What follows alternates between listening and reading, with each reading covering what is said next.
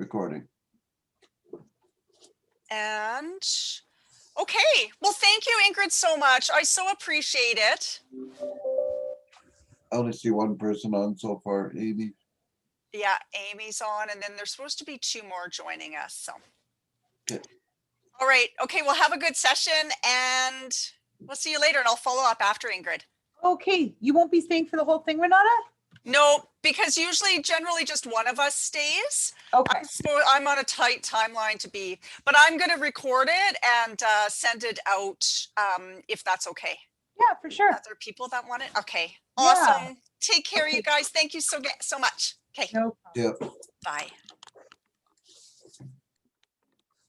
So you're in Edmonton, Ingrid? Yes, yes, I am. Cool. So how long you been in business for? Let's see, it's going on pushing 11 years now. Holy crow. Yeah. Lot of advances in 11 years. Yes. Every day I learn that I know nothing. Yeah. There's so much to learn. Never stop learning. So with this and stuff, why don't I just introduce you as Ingrid and then let you do intro to your company, and Sure. you're going to be presenting on social marketing? I have no presentation, so I'm going to, I was informed it would be an informal conversation. So to just bring myself, which I'm quite comfortable doing, so. But are we talk about social marketing and social media, or what are we talking about? We can talk about whatever they'd like to know. So the company does specialize in social media, but we are a full service marketing company. So, you know, whether it's questions about working in social media or questions about running a company or questions about marketing, I'm happy to field all of them. Okay. How big a staff do you have? We're a team of 5. Cool. Yeah. All working from home, or? No, just one works from home. And the rest of us are safely working under the guidelines provided. Yeah. Oh, looks like we got 2 people in the waiting room so far. Oh, awesome. Got a couple minutes left, and then we'll let them all in. Sure. That sounds great. Looking forward to it. What's the weather like up in Edmonton? Sunny. Sunny with a chance of more sun, I think. I think it's supposed to be pretty sunny all week. It's about time. Pretty cloudy here. We actually had a thunderstorm last night. Yeah, we had a thunderstorm warning, but I don't recall it raining, so you just never know. Yeah, it rained and then turned into snow. Good times. Must have been fun for the roads, hey? Yeah, I think the roads were warming up and stuff because it's just slush right now. So Gotta love it when it turns into that oatmeal after they put down the gravel and salt, and it just kind of. Because I'm in a wheelchair and stuff, I end up bringing that all in my home. Oh no. My floor in between cleanings and stuff looks like a gravel yard. Oh no. No.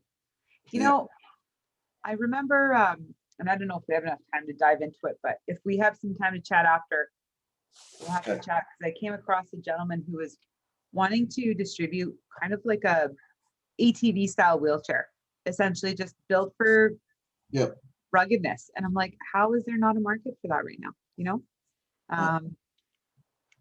It just, there's all sorts of stuff out there, but you never know. It's just it's like that marketing thing. You need to get it out. I know. Okay, so it's 1:30, so we got 2 people. So why don't we let them in?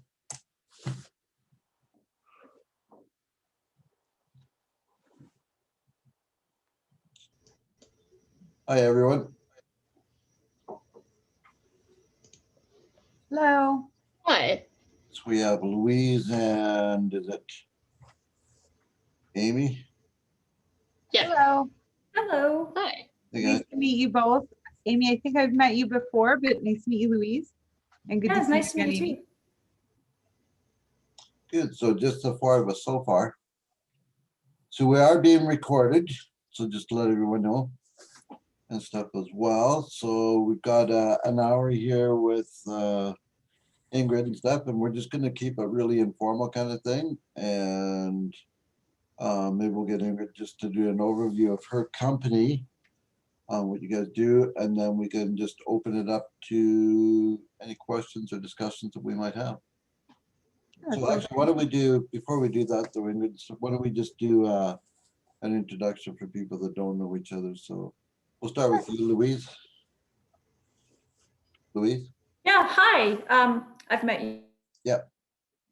And I work with the Integrated Post-Secondary Education Society of Alberta, and we're located at the University of Calgary and also St. Mary's University.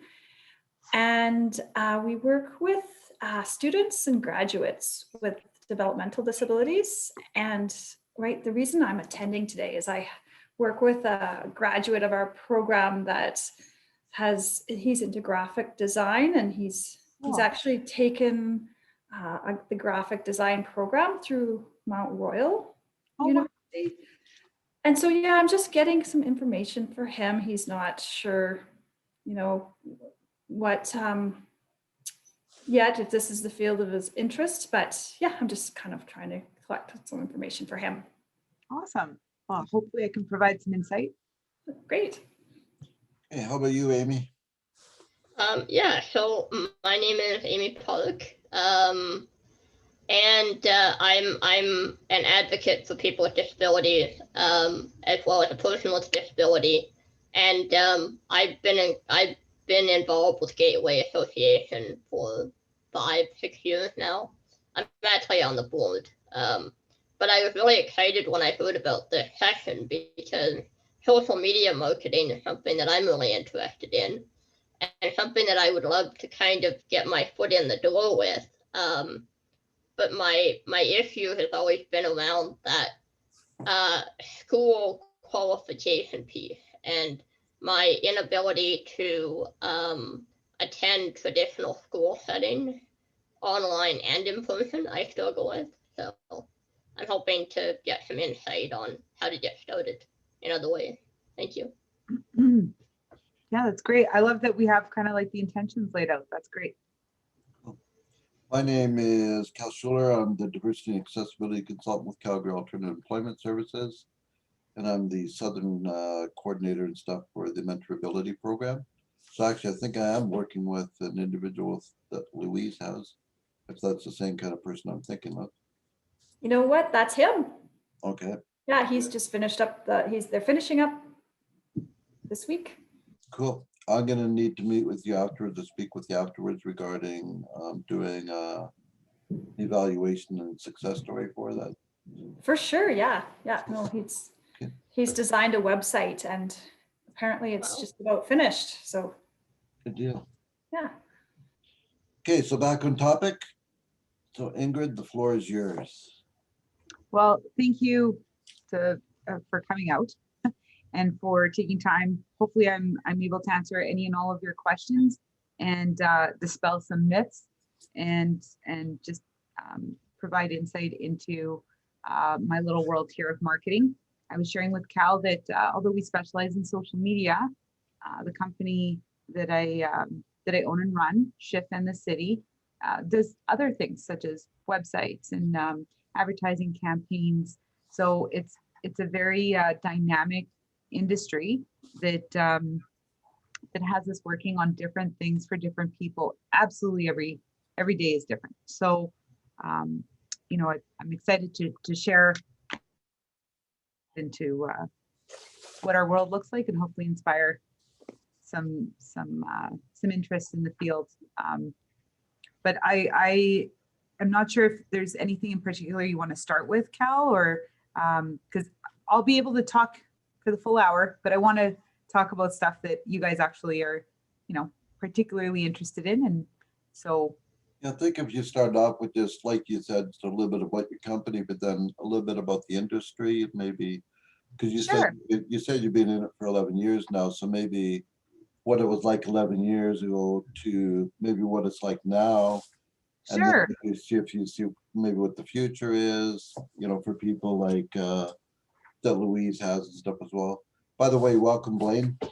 Hi, Blaine. Sure. So you know what, if I may, Cal, one of the things that we do in marketing is we tell stories. And so maybe I'll just tell you guys a brief little story of how I ended up here. And that might provide a little bit more, give you guys an idea of kind of who I am and that as well. So my background actually is not marketing. My background is sales. And my first career was selling cell phones to companies back when they were first invented. I just don't age, but no, it was a long time ago. And so, you know, we were bringing that wireless technology into companies, and so it was a very corporate environment. And I was lucky enough throughout that 10-year career to work very closely with the marketing department for the company I worked in, which was one of the largest or the largest telecommunications company in North America. So actually founded by the guy who invented the phone. I'll let you guys figure out which company that is, but it rhymes with Snell. So worked there around, so about 6 years in, let's see. So when we were selling flip phones, the extent of their capacity was sending an email, and that was BlackBerries. Everyone was like, wow, email on the go. And quickly that turned into mobile browser, and people could access their bank account. And that was like mind blowing. And so the leap to where we are today didn't happen overnight. But as more and more functionality was coming out on cell phones, one of the first apps, before they were even called an app, one of the first websites that was accessible on a mobile browser was Facebook. And at that time, I'm not sure how familiar you guys are with the history of Facebook, but it was, kind of built around campuses and had a very targeted young demographic. And it was certainly not used for business. And it was essentially that first, the first social media platform. It wasn't even called social media back then. It was just, there was Facebook. Shortly after, LinkedIn came out, and being in corporate, that was also of a lot of interest. It was almost like this digital Rolodex where you could, connect with people that you may have just met, but then all of a sudden you were connected. And you guys, it's been 15 years since LinkedIn started, and I'm coming up on 3,000 people over the course of years. So the power of kind of staying connected to people is absolutely incredible, as LinkedIn shows. So as time went by and more things are coming up, I didn't even know that I fell under the definition of what's called an early adopter. And so those are, people like me, we just like to try the new stuff out, see what it's all about, and play and tinker and explore. And so that's me. And so I was playing with this, and I had a feeling that I think this could go somewhere. And I remember commenting to my colleagues, like, I'm using LinkedIn to get appointments with my clients. And I think that, in some way, Facebook and LinkedIn, I think this might be a thing, might be going somewhere. And it turns out I was right. So cell phones became a thing, then social media became a thing. And I came to a point in my career where hit a bit of a glass ceiling. So a large company, Canadian company, doesn't have a lot of head offices in the West, much less in Edmonton. So my options were to move out to Mississauga, where the head office was, or to stay in my position, which I had been in for about 8 years, just straight corporate account executive. And I wanted to challenge myself. And so one thing led to another. And the next thing I know, I decided to start my own business. And I thought, I'm going to teach people how to use social media to get sales. And so that's what I started doing. And so my first office was in my living room. And I ended up finding an assistant through a practicum program by a local college. And I set out my goals. I had a business coach who's also a friend of mine. And he said, make 3 goals. And my goals, the first one was I wanted an assistant. The second one was I wanted just a little office so I didn't have to work from home, which is why my heart breaks for everyone that has to work from home, because it's not easy. It's not easy taking a shower and changing out of your pajamas when you're literally not going to see a single person for the whole day. It's so weird. And I needed to get out. So I set those goals, and I'm happy to share that in 3 months, I was able to reach those goals. So I had my first little office was actually a server room for an IT company, and they weren't using it anymore. So they rented it out to me for $500, and it was just awesome. Like, go to work, little square office, but at least I had a place for me and my assistant. And so time flew and social media continued to grow, and Twitter came up, and I ran seminars, and I started to notice a consistent pattern with the people I would talk to. So they wanted to learn about social media, but they never had the time to actually apply anything that I taught them. And for those that did have the time, one of the things that, and we might talk about this today, but one of the things that's really important is your digital presence. So social media has its own function, but it all comes back to that anchor, which is a company or a brand's website. And these people had terrible websites, and no fault of their own, but there was a kind of an evolution / revolution on websites as well. They went from being hard coded. So you guys might have heard of like web programmers, and everything was just built from scratch. To nowadays, we now see, you guys may have heard of WordPress and Wix and Squarespace, and everything is modular. So it's, oh, sorry, Amy, go ahead. No, I just literally just wanted to say I remember being in grade 8 and having to learn HTML. Yeah. I am so glad those days are behind us. Yes, it's and those are where you would put in a code to make, a font bold, and then another code to make it italics, and another code to make it underlined. It's just, and sometimes you'll still see it in your emails, is that HTML option.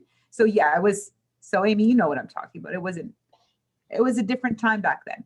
So all these websites were designed for companies by, traditionally, IT and website design were held by the same people. So the same guy that would come and fix your computer was typically the guy that would also build you a website. The problem, I don't want to say problem, but what I felt was the IT people are a certain prototype, let's say, and design and creativity is kind of a different prototype. So there was a lot of ugly websites that were not working for the brand. They were not serving the company in their best interest, and they needed to be updated.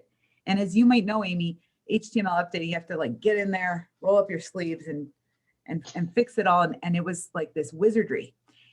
And so I was learning that a lot of people had their hands tied on updating their website because they couldn't get a hold of whoever built it for them.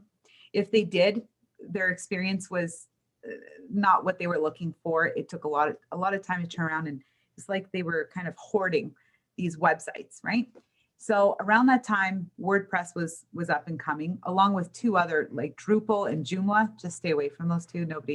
It was kind of like the beginning of modular, like Lego pieces meets kind of the old school, long way of doing things. So it's, again, like I said, an evolution, and it was like that ugly pubescent stage of websites. So so we started getting into website design because we're like, if we're going to make someone social media awesome, then they go to a website that's not so awesome. It doesn't flow. So we got into websites, and eventually today, now we do videos, 360-degree videos, virtual tours, drone photography and videography. We just did a commercial. We call them web commercials if they're put on the web, but it's a commercial. Campaigns, geofencing. There's all sorts of cool things we can do with advertising. We create logos. And like I said, so we do all this fun stuff, but it all came from social media, from kind of seeing that connection to social media to websites.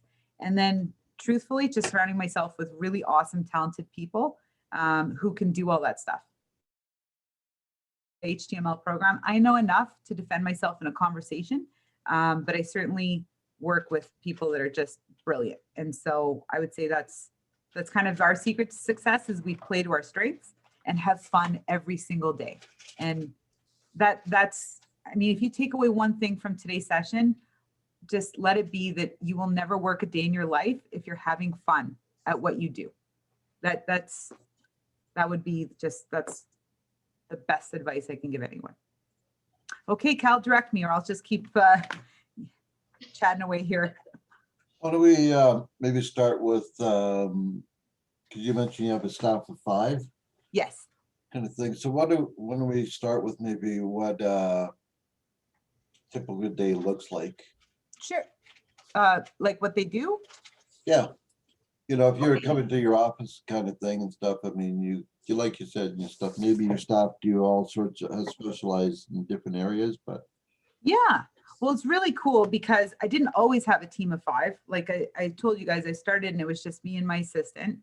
And we kind of, the business went through some ebbs and flows, which remember guys, I kind of started it on a whim. I didn't go through any formal business training. Well, did a couple years of university, but there was no like how to start a business. Like I Googled it seriously. And that's phenomenal how much information we have at our fingertips. Amy, you know, you talk about not fitting into traditional school. That I relate to that because I want to learn everything in the first day and it's too slow and then I get bored and I check out. I'd rather just go home and read the textbook and take the test, right? But no, you have to attend every day for like a semester. So truth be told, and I hope I'm not in trouble here for being dead honest, but I dropped out of university not once, but twice. I did learn, most of my learning was on the job at my corporate career. And I would say most of what our team learns here is on the job training, because as you're doing it, you're learning it, you're into it, you're excited. So in terms of my company, which is the only one I can speak to, I would say experience and credentials is not what we look at. We look at compatibility with the company culture, personality, chemistry, the right attitude, all the warm fuzzies. It's HR is very challenging for me because, you know, I'm very unorthodox. I'm like, do we all get along and have fun? Great, then they'll be a good fit. The rest you can learn. The rest you can Google. Not to be irreverent to you know the seriousness of business, but that's our world today, right? Information is so accessible. So sorry, I digress there, Cal. Our team. So we went through, so I had that small office, then I went to a bigger one, which was actually just down the street. And that's where we grew the team to 10 team members. And what I learned was, it was just, I had created layers. It was silly. Like there was people that would work around the corner from me who were like, hey, I sent you an email a week ago. Can you approve it? And it's like, what? Like you can walk into my office. No, you're busy. And so I learned a lot about how quickly you can create inefficiencies, even in a small business. So we actually went from 10. And then when we moved into this office, which has been our home for the past 5 years, we did have to go through kind of like a downsizing process, which was tough. And now I feel we found the sweet spot to our team because we're small, we're nimble, but we're tough and everyone has their pocket. So I'll kind of go through what those roles look like. So big part of our company culture throughout our branding and our values and kind of how we operate every day is the wolf pack. So we've got wolves in our logo. My official title is Alpha of the Pack. And the idea is that we work together so we all eat. And if we don't work together, we're all going to starve. And it's a pretty good philosophy and it works really well because that way it's not, we don't do any blame storming. We don't dwell on who did what. It's more about how can we keep moving forward so that we can keep getting sustenance and everyone can be fed and happy. And so in our little pack, we have Chris. Chris handles all things design. So he attended, he graduated from technical graphic design school in Chile. And so when he graduated, and I'm taking some liberties here sharing his story, but I just love it so much. His goal was to move to Canada to live in Edmonton and work at a marketing company.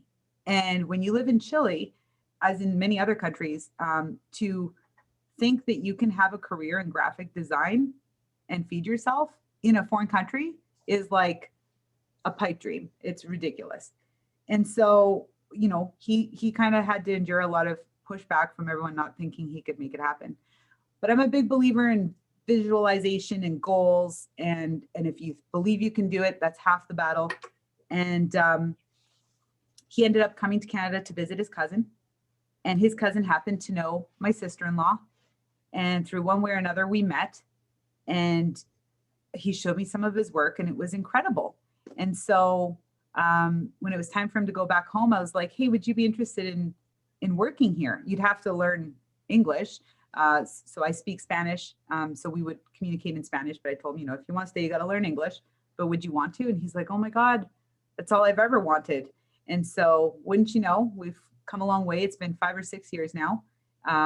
We went through all the process to give him a contract, and he can now call Canada home, and he's living his actual dream every day he comes to work. So that's kind of a warm and fuzzy. So Chris handles web design, but also the technical functionality on the back end, making sure everything's plugging and playing without problems, and kind of heads up all the creative design in terms of videos, photography, that kind of stuff. In our office, we have a studio where we have like our green screen if we're doing podcasts or any recording of interviews, stuff like that. But we also go on site. And so when we're out and about, Chris is the one who pilots the drone and runs most of our camera equipment. Then Chris has an assistant, that's Danica. And Danica is, I would say, considered in training. So she shadows Chris, and she'll be working on her own specialties that will complement Chris. So, but again, they kind of handle all things web and like website related. So then when it comes to content, I oversee that, but I also have an assistant, and so that's Kaylee. And Kaylee will do all the, I would say, the heavy lifting. So she'll create all the content, and then I will go through to make sure it's approved. Sometimes we have different approval processes depending on the client and what their needs are. And then we work in tandem. So when I bring on a new client, the client will come and we'll go through all, making sure we understand their brand, their tone, what they're selling, where do they make the most money, so we know what to focus on if we're promoting product. And just so I work with Kaylee on that side, whereas the actual website, ongoing website management and creative is run by Chris and Danica. And then I kind of oversee everything. So I wear a couple different hats as the owner, right? So I also get the fun stuff of, doing these kinds of things, connecting with clients day to day, and also bringing on new business. Our 5th team member is Shelly, and she's our controller. I affectionately, but I'm my boss. So when it's kind of a different scenario, because I know, I am in social media marketing, but I'm also, running a small business. So I'm touching on different topics. So I appreciate you guys bearing with me as I kind of flip flop between both. But the reason I bring it up is because I also learned that it's best to, if you're not good at managing yourself, to get someone to do it for you. And so again, play to your strengths. I like to be managed. I like having a boss. I like cringing when I'm late, and and people are like, well, you're the boss, Ingrid, you can be late. And I'm like, no, like that's awful. And it's just a really good way to work, because then it's just keeps me in check. I'm not, kind of running off with some power trip. We're all part of a team, and it balances it out. So Shelly, as our controller, handles all accounts receivable, accounts payable, collections, which thankfully we don't have too much of a problem there. Anything to do with numbers, budgets. So she would also count as my sales manager. She'll call me and be like, hey, you need to bring on new business, or these are our goals for the quarter, that kind of thing. So that's kind of the function of each of the members of the 5. We do work really well though with other people. So for example, we have a client, they brought on their own photographer. So we'll liaise with other photographers. We've worked with other videographers. We've worked with other website builders and designers, other marketing companies, other agencies. So yeah, it's a very fluid kind of relationship with depending on each client. Like I said, every day and every client is different. I'm going to pause and breathe now. I'm sorry, guys. Okay. Actually, it's good chance to maybe have Blaine introduce himself and where he's from. Oh, there we go. So yeah, my name's Blaine. I'm a quality innovation specialist at Chrysalis. So why do I explain what I do? There's a number of things that I do, for Chrysalis. Chrysalis is an organization that supports people with developmental disabilities, and so in a lot of our service has been, you know, we've had to get really creative with the whole, just like everybody else, we've had to get really creative with how we sort of deliver services, you know, in this COVID era. A lot of which is, you know, because we can't necessarily be with people and see people. We've, you know, developed some virtual content, you know, services. And a lot of it is delivering stuff like, you know, delivering Zumba classes over Google Meets, you know, via YouTube. So there's some great compilations of, you know, people who put up, you know, some Zumba compilations on YouTube that we stream on Google Meets, and, you know, so people can join in. We use other organizations' content, including companies like Prospect and a lot of their employment services content, stuff like that. And it's all based around you know, the concept of human-centered design, which we've been actively sort of developing our services around for the last 3 years. And I've been a part of the human-centered design team. Cool. That's kind of a nutshell. Thank you. So back to Ingrid and stuff. I think some of the questions we're going to ask you, stuff you kind of already answered them. For like I was going to ask you stuff about the positions that you hire for and what they consist of. So we've gone through that. We've gone through what a day looks like, but maybe and then you kind of touched upon what you look for in candidates. Yes. Stuff like at the very beginning there. But along with that and stuff, maybe what do you look for on resumes of candidates that might be applying for these type of positions in your industry, and or how can you make their resumes maybe stand out more than others? Do you have any ideas on that? Or Absolutely. So I'll start with the content of a resume, and just some things that would definitely be an asset without having to be a degree or something specific to that extent. But I would say, you know, a passion or an interest in working on a computer. Although a lot of social media management can be done on a phone, there exists a lot of liabilities when that's done on a phone. So we do everything off a computer. And I would say that, you know, just understanding Microsoft, Excel, PowerPoint, the Google equivalents of those programs, basic functionality of a computer, and you know, typing would be an asset. Those are all helpful because we do spend, you know, the large part of the day on a computer. That's a big one right there. And then to make the resume stand out a bit, I would say just, you know, use of color, but not so much that it would be a drag on a printer. Anything creative in how the information is presented. I remember when I was doing hiring for a position, a friend of mine actually suggested that I call for video resumes. And I mean, might be a little too ahead of its time, but I thought the idea was brilliant, and just get people to send in a little video about, you know, why they're awesome, and especially with more and more people wanting to avoid that in-person contact, it might actually be something we see more of. So you never know. But I would say anything that keeps it away from a Microsoft Word resume template, which is functional, but it's the same format as everyone else, right? So yeah, including if it's for the design side, because I know, Louise, you mentioned that you know, you have someone working that's about to graduate on the graphic design.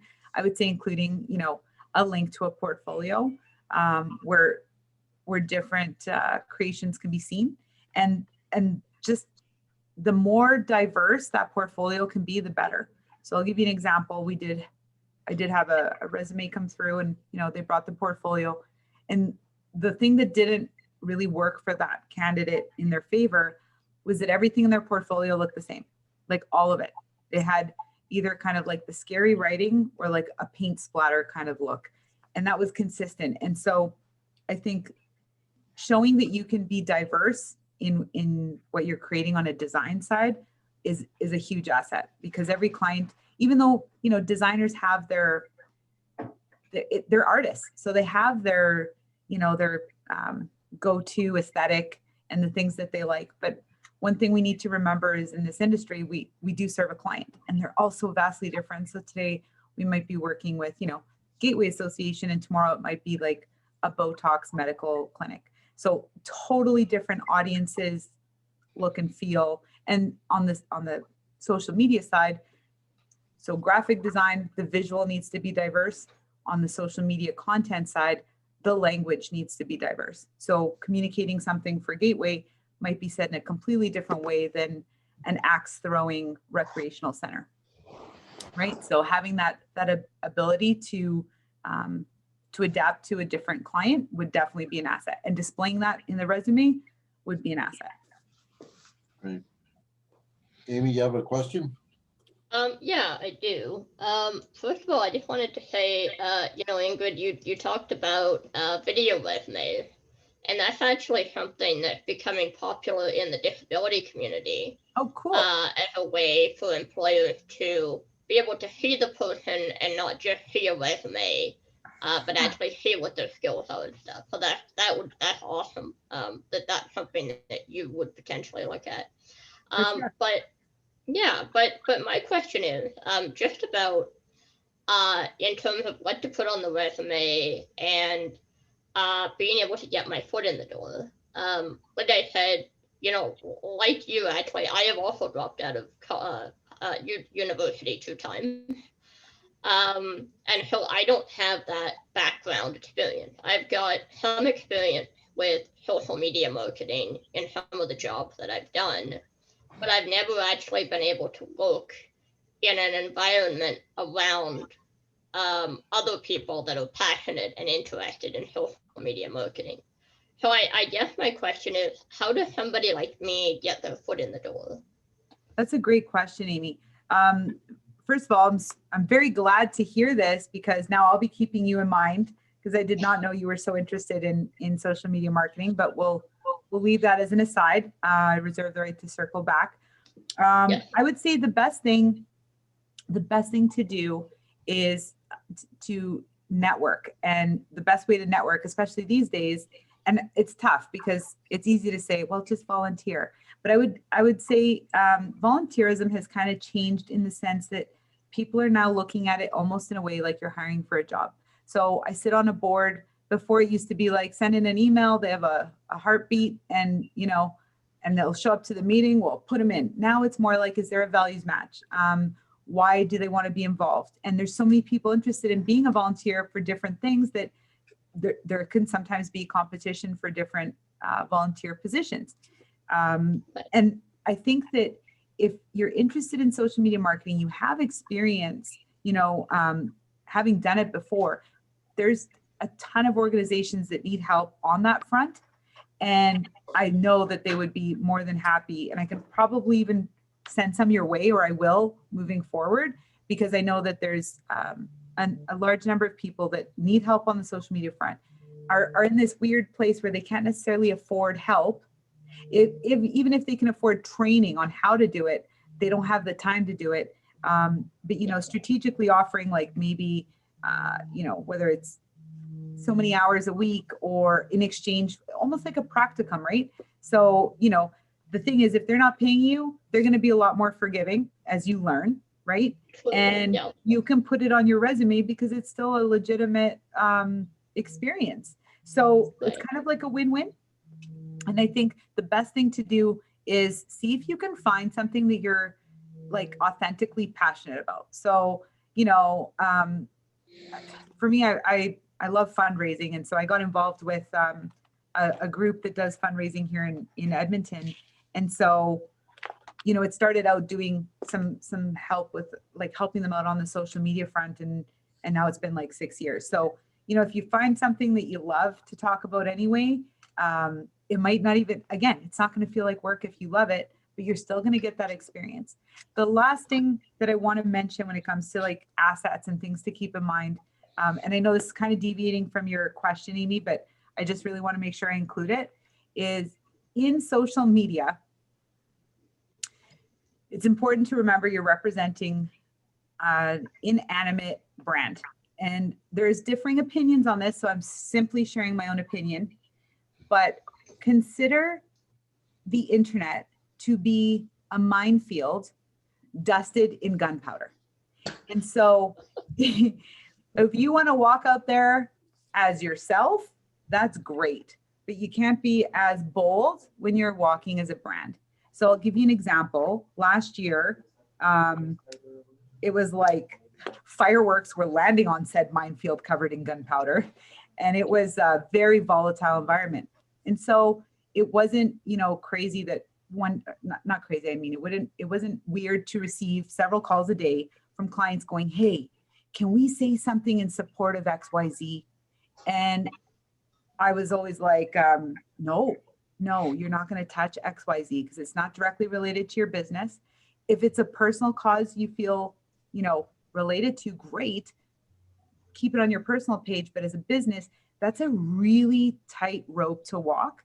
And I encourage you guys to check out, Wendy's does a really good job of having a cheeky aesthetic on Twitter. If you ever look up Wendy's tweets, they're constantly roasting McDonald's. It's really fun to watch, but that's like level expert. Or Oreo with their timely pivoting. So there was a Super Bowl where the lights went out. Within minutes, Oreo had put out a joke that you could still dunk in the dark. That's on point, but that wasn't a political incident.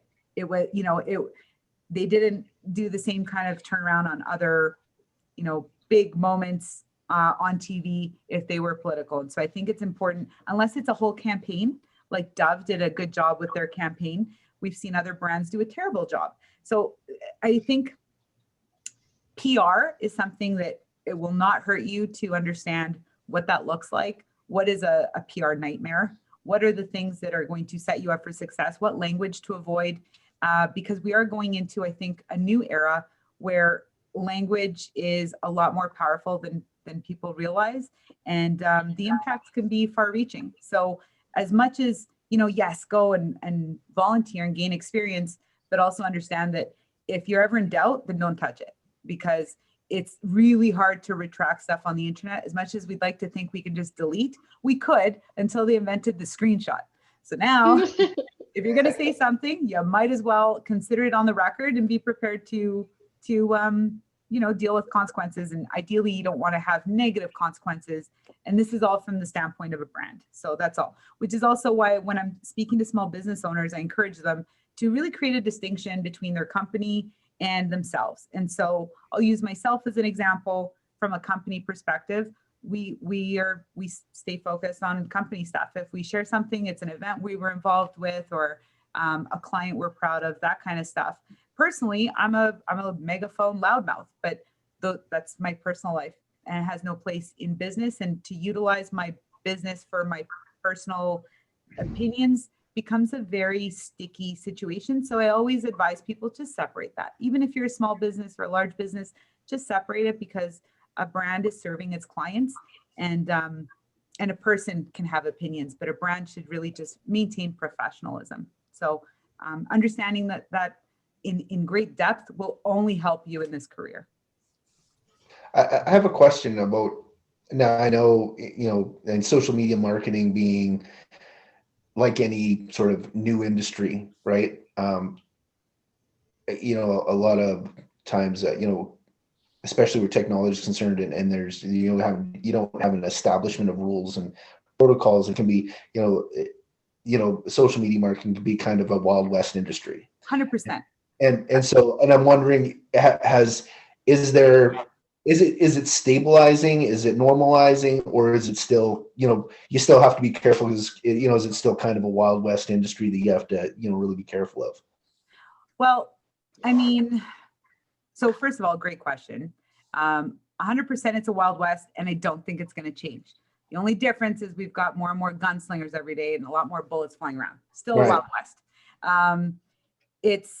It's tough, because all the things that we applauded social media for maybe 5 years ago are now the very things we're condemning it for. Right. So, wow, everybody can have a platform on YouTube. You have a chance to be famous has now turned into everybody has an opinion and wants to share it on YouTube as an expert. So it just depends which way you're looking at it and on which day you're looking at it.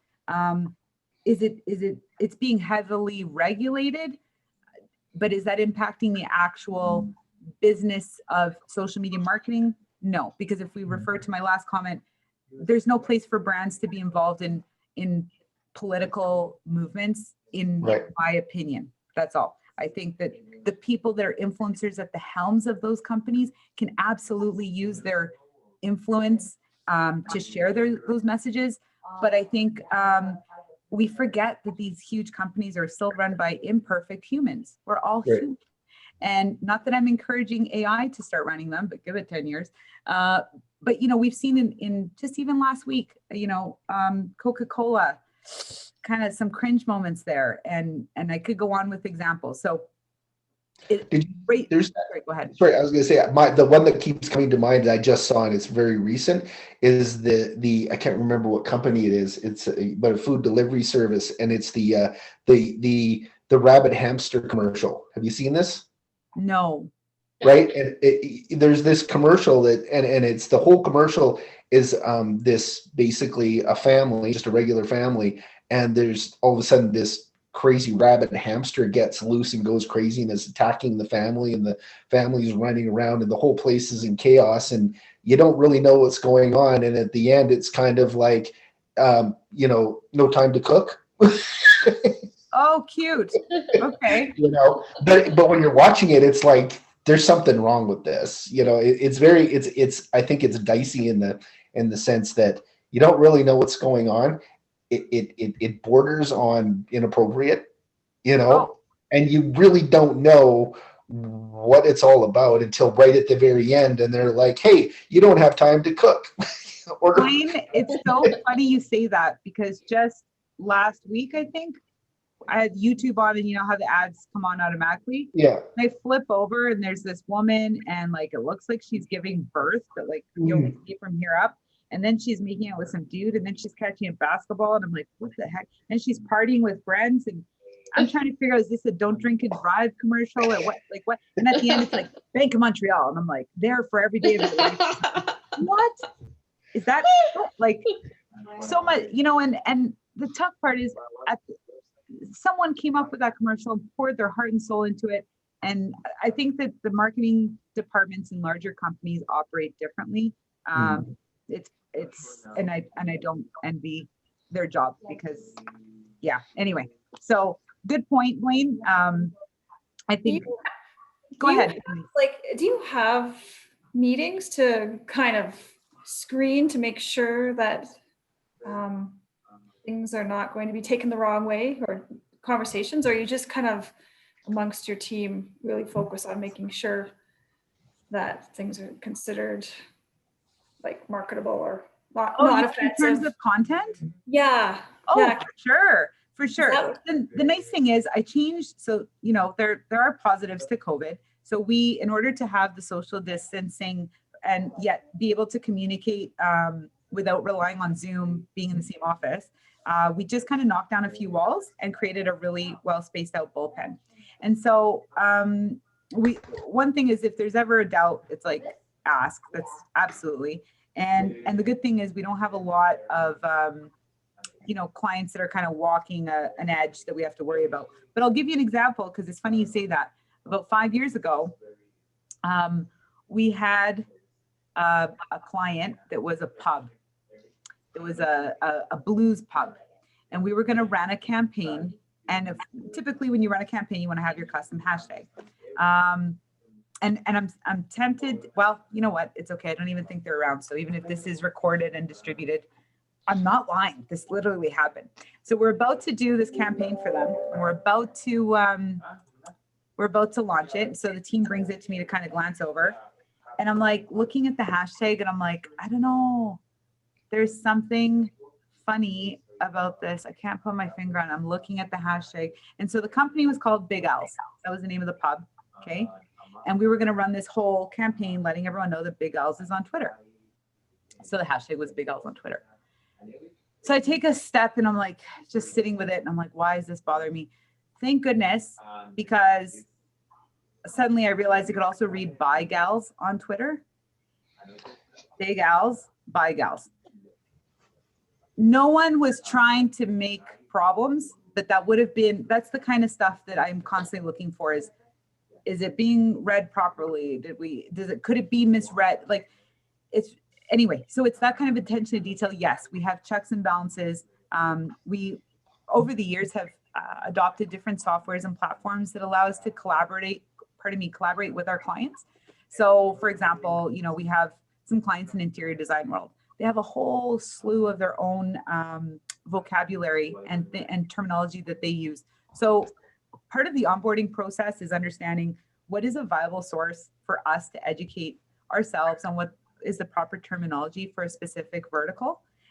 What are the laws governing advertising in specific verticals? Example, working with some medi spas, I learned that when we were going to do like a promo on Botox and stuff, it's actually against the law.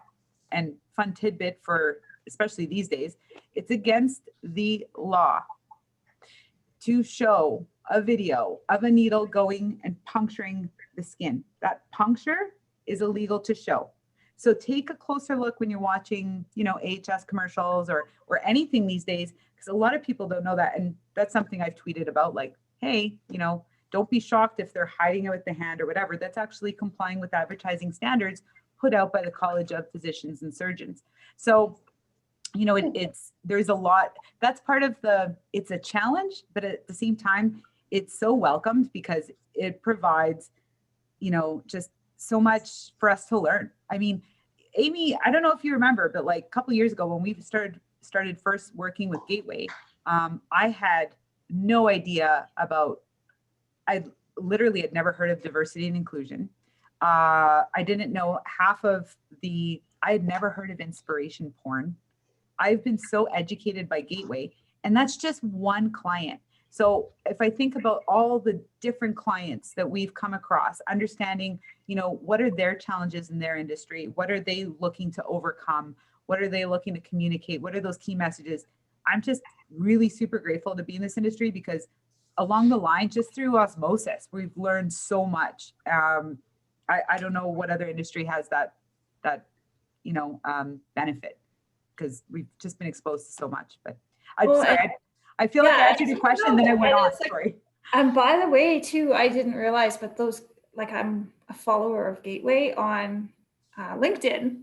Mm-hmm. And do you manage that as well too, or No, actually, I will say one of the things that that Gateway taught me is, I think Gateway was one of the first clients where we were like, this is so heavy and there's so much that we were actually like, we need help. And we ended up working with an internal person and eventually we just realized it would be best for them to manage that internally because it's just it's a very dynamic and it's very good. So I thought, wow, you are like an expert in that field too. Love to take credit for that, but no, and it's phenomenal. But there's just so much to touch on. Yes, no. Yeah, sure. No, very well managed. I do enjoy their LinkedIn page and Twitter. I have a question about going back to you were talking about the whole separation of that. You were talking about politics, about the separation of brands and not.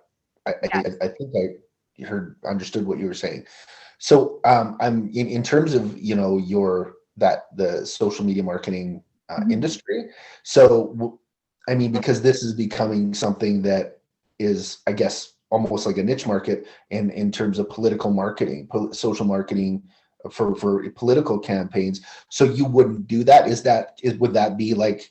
Does that tend to be a specialized sort of marketing niche? Like, you know what, Blaine, that is a campaigns. Awesome question. I think that every political, candidate out there would super benefit. They should be clamoring and fighting over who gets me. But I haven't thrown my hat in the ring. I think that's what they're missing is like all of them across the political spectrum. They all need much, much better PR and social media management, 100%. Right. I'll give I think I may have deleted the tweet. It might still be up. I always reserve the right to go back and delete a tweet, but I'll own it if someone screenshots. Yesterday, personally, I made a comment about, so our Prime Minister put out a tweet. Let's say it was at 10:30, just for the sake of the story. and it was sharing some information that had already been shared. Like, it was about how the quarantine facilities were going to be at 2,000 a day, and it's mandatory for newly arriving Canadians to. Anyway, he tweeted about that, and I responded to him, and I said, "I'm really sorry, but you're being absent from the House of Commons and then tweeting something that we already know is really bad optics."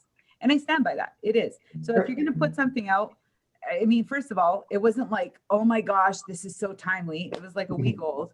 And then it's not that it was put through Hootsuite or Buffer or any third-party software. No. He seriously just like went on and through the native Twitter app that was published. And I'm like, that's horrible. Like, you're already being criticized for being absent somewhere. It's like me not showing up to a party, but then I'm liking stuff on Facebook. And that's actually happened. And I've been called out on it. So I felt like, yeah, we can all relate to that.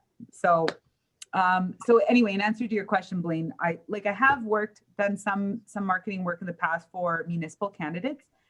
Most of my work is consulting, just going like, no, that's a bad idea. Yes, this is a good idea.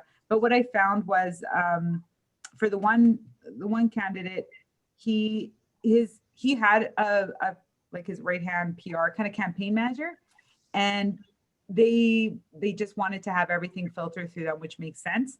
But because they're going to be answering questions from constituents on the fly about their platform, I think that it's a job that needs to be full-time, and that person needs to be either running the campaign or completely in charge of that portfolio for social.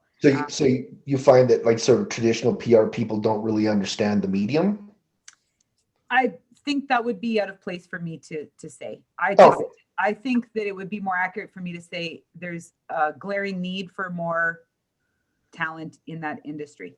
Okay. Can't speak as to who's doing it now, but every day I hop on, I'm like, who let you say that online? Oh my God. Like, and it doesn't matter which side. I'm just like, you all need me. So anyway, yeah. So I know, guys, we've got about 8 minutes left here. I do have a couple of multi-part questions for you. For myself personally and stuff, I do have a LinkedIn account and I do have a Facebook account.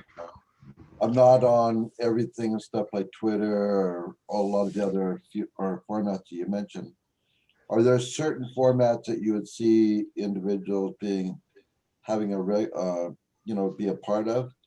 Having a regular, how often do you update that? What kind of content should you put in? Because I know a lot of employers will take a look at what you've got out there and stuff, the things that you've said. And then how often should you actually maintain these things? Like I updated my LinkedIn account and then I'd almost just let it sit there kind of thing. I still get responses on it, but maybe I could be using that to be more effective. My Facebook account, I hardly ever use kind of thing, and I'm not on Twitter at all. So, but if anybody was to get into the social media realm, what kind of advice would you give them based upon, the questions that I just mentioned? So, Cal, fascinating question. I'm going to go back to something that I mentioned earlier on, and that's play to your strengths and do what you love. If you love to write, don't get all wrapped up in Instagram, or at least in how the picture looks on Instagram, and focus on what that caption looks like and what you're trying to convey in the messaging. If you're on, Facebook and you're just on there for friends and family, then be on there for friends and family. I think, and this is one of those things where I might be a little unorthodox on this, but I have a real problem with, big corporations or small, medium business or anyone really creeping someone's personal social media accounts, public or otherwise, and making a call on whether they can do a job efficiently based on their pictures of Mexico or which political party they like. To me, that's discrimination. And I don't have any place for it in my hiring process. So if I go onto a candidate's Instagram and it's full of, really small bikini pictures because they like to travel, well, good for them. And if I go to the Twitter and, there's a bunch of really way out there opinions, good for them. What I won't tolerate is anything that's not a values match. And our values are love and respect, knowledge, freedom, and excellence. And so I use those values as a filter to put that content through. So if someone is out there, and just saying stuff that's negative. It doesn't even have to be hate. If it's just a negative attitude, that to me is repellent, and I don't want anything to do with that person.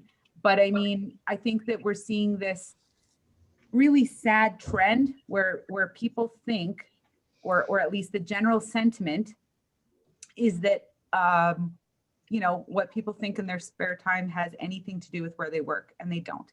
And so my team does not need to disclose that their opinions are their own. That's a given. We're still in Canada. You're allowed to have your personal opinion. But if their personal opinion doesn't match with the company values of love and respect and freedom and excellence and knowledge, well, then that's an incompatibility with the company on a values level. And I think that's just kind of a more fair approach versus, judging someone by their personal social. But further to how do you keep it active? I like to brag that I am the most inconsistent blogger, vlogger, social media person ever. You can go, if there was a social media platform created, I have an account on there. Active, that's another thing. But I need to play and kind of check out the vibe on everything. So I've got a Reddit account, Twitter, Instagram, Snapchat, Facebook, LinkedIn, this new one called ThinkSpot, which is, encouraging long paragraphs and thoughtful discourse. They're all the whole gamut. What I try to do is if I post something, I want it to be somewhat meaningful, whether it's like the prettiest of my pictures or the most meaningful quote I've come across, or something that resonates with me. I would say on Twitter, I'm a little bit more of a mouthpiece because it's just kind of like where I go to be funny and cheeky, and people know that. And most people are, it's fine. But in terms of like employment and that whole process, I would hope that employers are looking more at the capacity to utilize and all the functions of various social media platforms versus the actual content, because there's still that freedom of individuality, and who's to judge how someone should be as a human?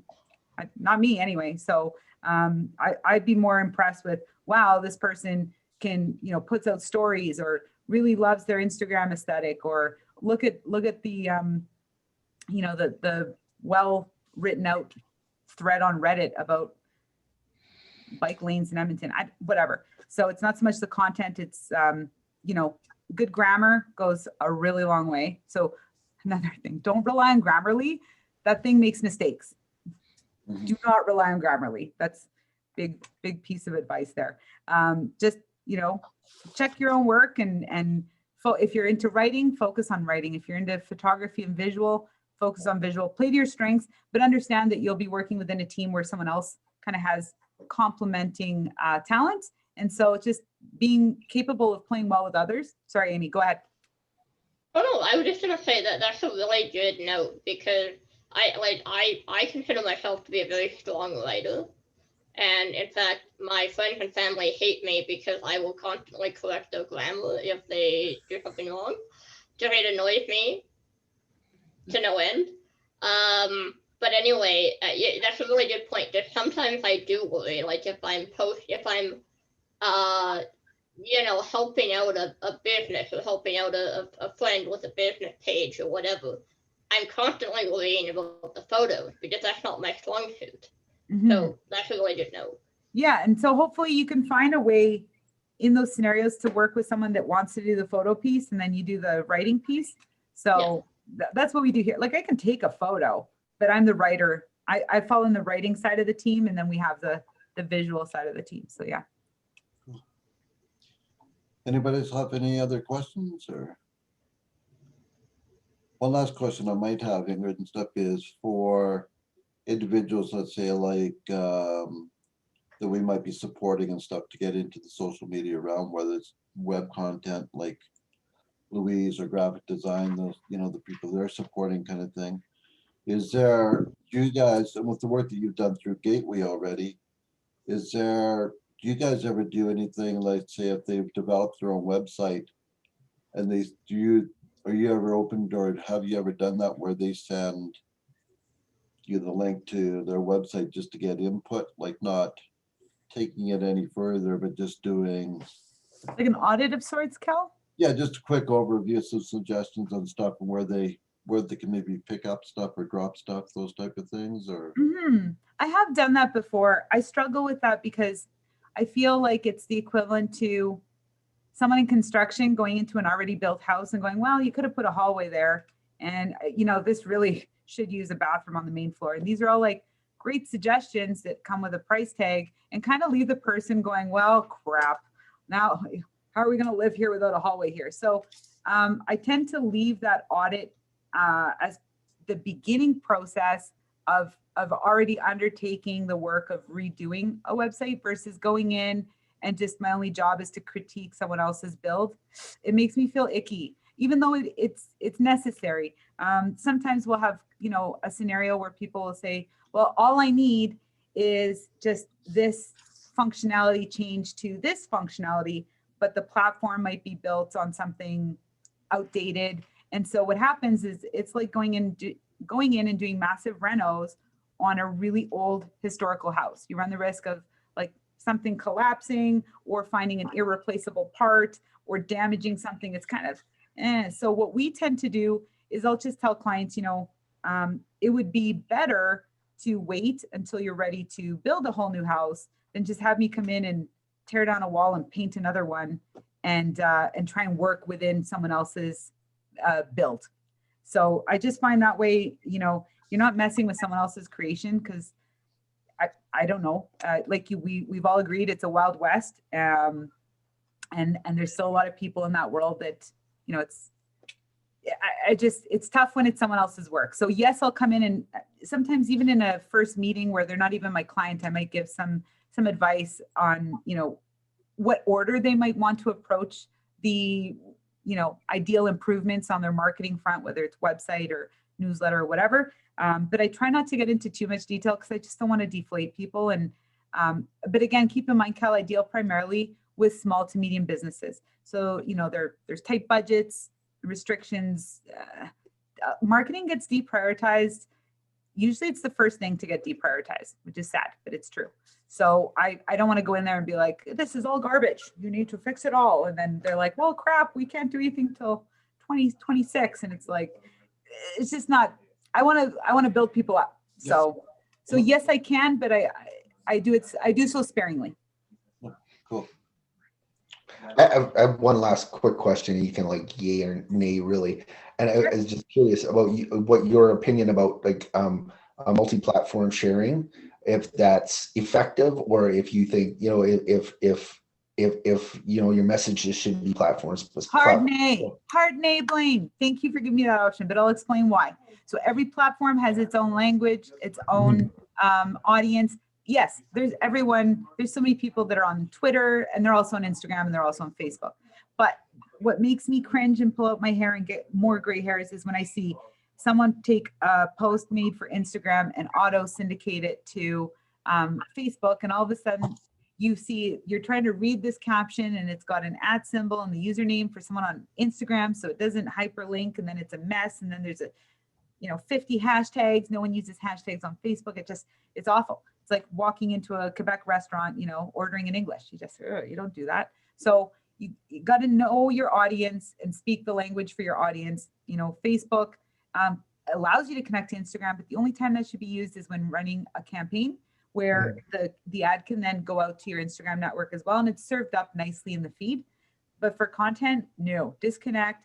And even if you use the same content, fine, but give it 2 days. Because the last thing I want to do is, doing my little check and I go on Twitter and I see Blaine says hi. And then I go on Facebook, Blaine says hi, same picture. I go on, Instagram, Blaine says hi. And it's like, well, it's not unique. So it should be created for each platform, even if it's a different picture, slightly different caption, but so that people know it's not just, one button. So not even one of the things, like a lot of times I'll find something I like on Twitter, right? And kind of retweet it and then share it to Facebook. So. And okay, so last story, and I'll leave you guys with this. So I did, because of course this is my industry. So a lot of times I have fun and I'll just, I'll do little experiments, but I do them on my own account because that's where I experiment. So there's a tweet where it was just the headline of some news article and it wasn't The Onion. This is an actual news article. And the headline was, doctors warn women to please stop putting parsley on their lady parts. I think you use the actual word, but I'm immature in that I can't say it without giggling or whatever. So anyway, so that was the headline. And I was like, what? Like, I didn't know this was a thing. Out of all the women I know, I didn't know we were putting parsley there, and what, like, this is ridiculous. And so immediately my mind goes to what that conversation looked like. Oh, because there was deaths reported.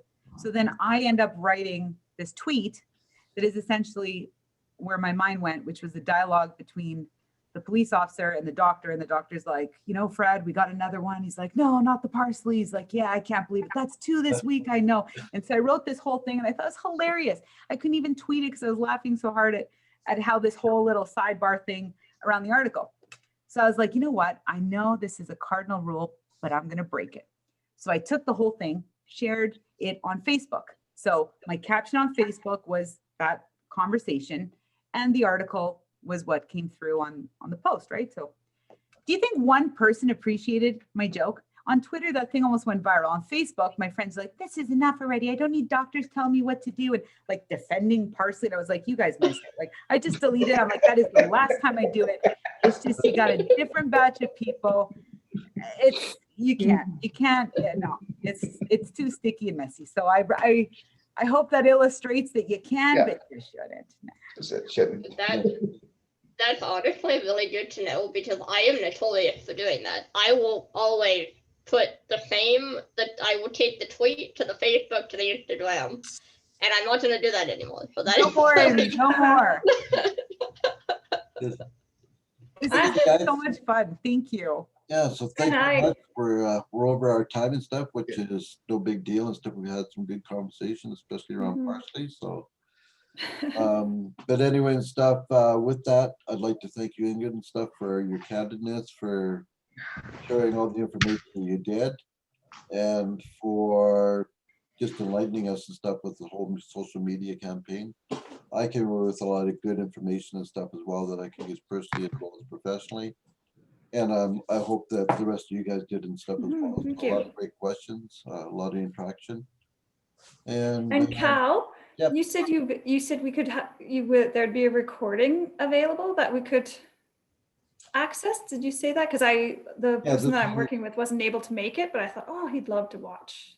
Yeah, this is being recorded and stuff, so we will be putting it back up afterwards. So. Okay, great, thanks. I would just like to also say that if any of you want to reach out with any questions in the future, please consider me completely available to all of you. I'm sure Cal can distribute my contact information, or Renata. And now that you guys have all met me, I'm more than happy to provide any guidance or intel, insight, whatever. Just call on me if you ever have any questions. I'm happy to continue staying connected with all of you. And I'm really grateful, and thank you for coming out and listening to me for an hour. And I'm happy you guys got some good knowledge. No, it's a great session. So thanks very much to everyone. Thank you. Thanks. Have a great day, everyone. Bye. Bye.